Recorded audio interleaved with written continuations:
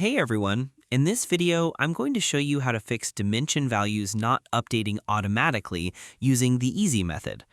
This is a great way to turn back on your sticky automatic counting rules so your measurement numbers change live whenever you move your shapes.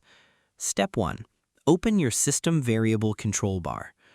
The first step is to type a specific background setup word into your software bar to bring up the hidden configuration control switch that handles live number updates. Move your mouse pointer down to the empty typing bar at the very bottom of your screen, type the letters DIMACCO on your keyboard, and press the Enter key. Watch the little prompt line right next to your cursor tip to see what current background number is active inside your software setup.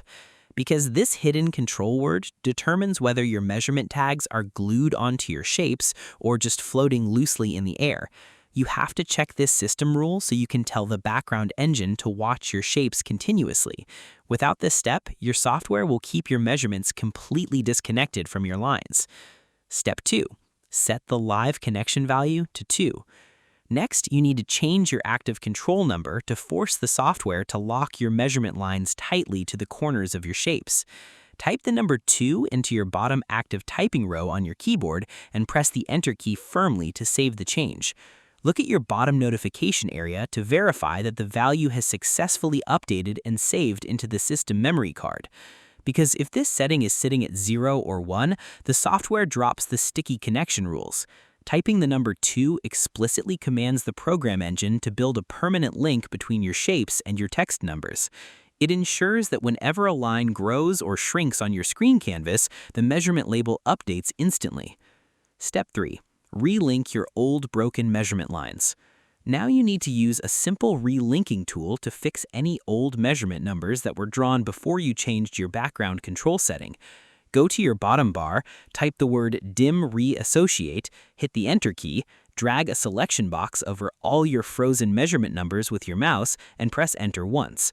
Watch your cursor turn into a small picking box and look for the tiny icon markers to appear on your screen view as you select your lines. Because changing the main rule setting only fixes the new measurements you draw going forward. Running this relinking tool lets you go back and fix your old work across your whole file.